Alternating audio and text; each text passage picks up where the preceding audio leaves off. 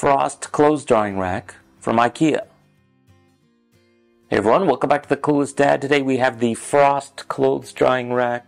We're going to set it up and I'll give a quick review. I've actually had one of these for, I don't know, at least 5-6 years in Hong Kong, and I'm here in my new apartment in Japan, and we decided to get one finally here too. So I like it so much I bought it twice. A few years ago I also reviewed another Ikea clothes drying rack. I'll put the link in the corner here.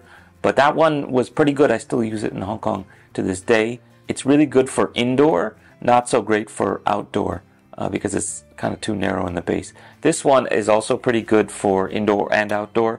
The only problem that we found was if you put something heavy like a sandbag on the bottom, you can actually kind of bend that bottom rung of the cross beams. Anyway, let's get started. 3, 2, 1, go. So this is basically just a wire frame that sets up pretty easily, and you can adjust the positions depending on what you're drying. So if you're doing sheets, you might want to have it kind of tented out like that. If you're doing like a carpet or something big, you want to have it flat. So in the US, this actually sells for $30 US right now. Luckily, I'm in Japan, and with a really good exchange rate, it comes out to $14. So for $14, definitely a good value. For $30, you might want to look at your other options. It probably can get rusty through all the powder coating if it gets scratched or anything.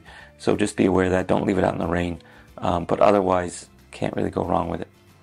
Okay, and here you can see in its kind of wide configuration, you can also put it up here. You guys can't see the top, but basically it's like 45 degrees up now. That gives you maybe a chance to put longer things like pants down here. If you're putting a carpet or something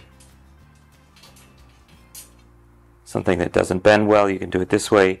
And then if you don't need that much space, you can use it like this. You can store it. You can also put stuff down here like maybe socks or t-shirts. So yeah, let me just demonstrate it here a little bit. Okay, so let's demonstrate with a t-shirt. Yeah, not much to it. Just got to get it in there. So you could put 1, 2, 3, 4, 5, 14, 15, 16, 17, 18 t-shirts on here.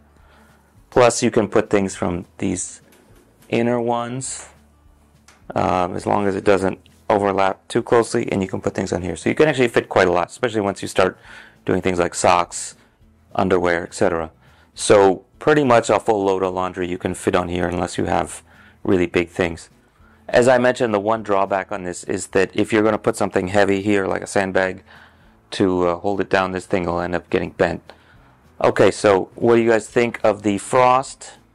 Any questions, leave them down in the comments below. Otherwise, see you guys next time here on the Clueless Dad and his bump on a log son.